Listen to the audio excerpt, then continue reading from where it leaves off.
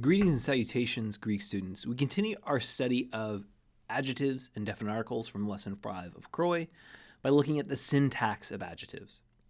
The way that adjectives work is that the suffixes or the endings of the adjective should be recognizable from the endings you've already acquired when talking about first and second declension nouns.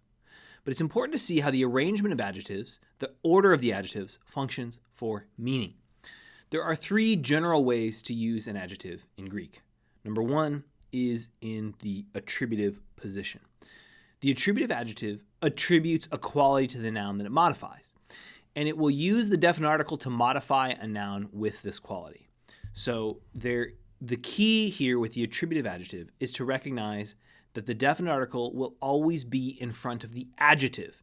It can also be in front of the noun, but it must be in front of the adjective. And so how you translate this is to attribute this quality to the noun. So in the case of ha agathos anthropos, you would translate that as the good man or the good human, the good person.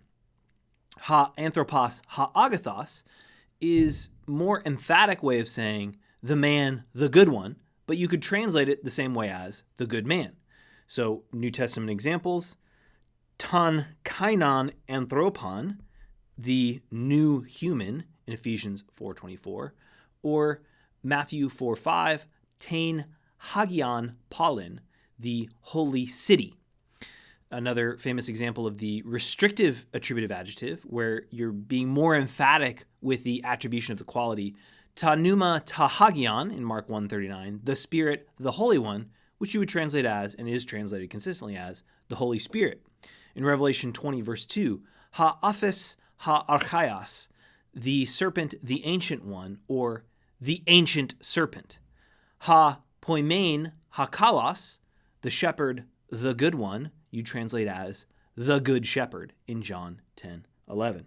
This is the attributive adjective, and the key here is that your definite article is in front of the adjective, right? You have to have the definite article in front of the adjective in order to have the attributive adjective. And in all of these cases, that's what you see. In some cases, you can also have a definite article in front of the noun, right? Ta pneuma, ha ophis, ha poimen. But in each of these cases, you also have a definite article in front of the adjective. The second main way that you'll see the adjective syntactically function is in the predicate position. The predicate adjective indicates that an adjective is asserted about a noun. This is translated by supplying the verb to be or is in English. So for example, ha anthropos agathos or agathos ha anthropos, you would translate as the man is or the human is good. You're supplying the is because it's predicating goodness about ha anthropos. A couple of New Testament examples. Romans 7:12, hanamos hagias, kai he entole hagia, kai dekai kai agathe. So in this case, hanamos, the law, which is our noun, and then you have, it's a nominative, singular, masculine, and then you have hagios, also a nominative, singular, adjective. So the law, holy, you would translate as the law is holy. And he entole, the commandment, feminine, singular, nominative, and then you have feminine, singular, nominative, feminine, singular, nominative, feminine, singular, nominative of hagios,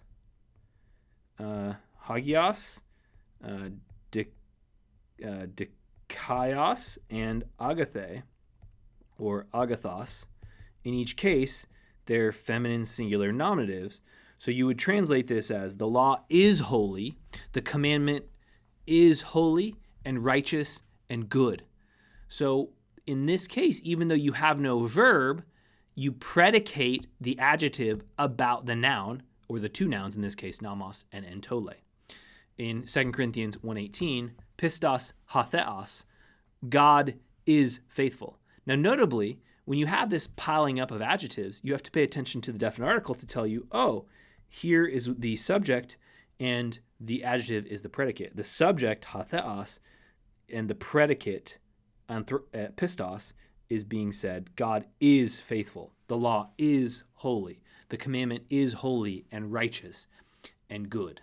So these are examples of the predicate position. The key here is that the definite article is in position right in front of the noun, but not in front of the adjective, right? And this is talking about predication. So this is what a predicate position means, is that when you don't see that definite article in front of the adjective, but you do see it in front of the noun, that means you have to supply that is verb. The man is good. The law is holy. God is faithful, because that definite article is not in front of the adjective.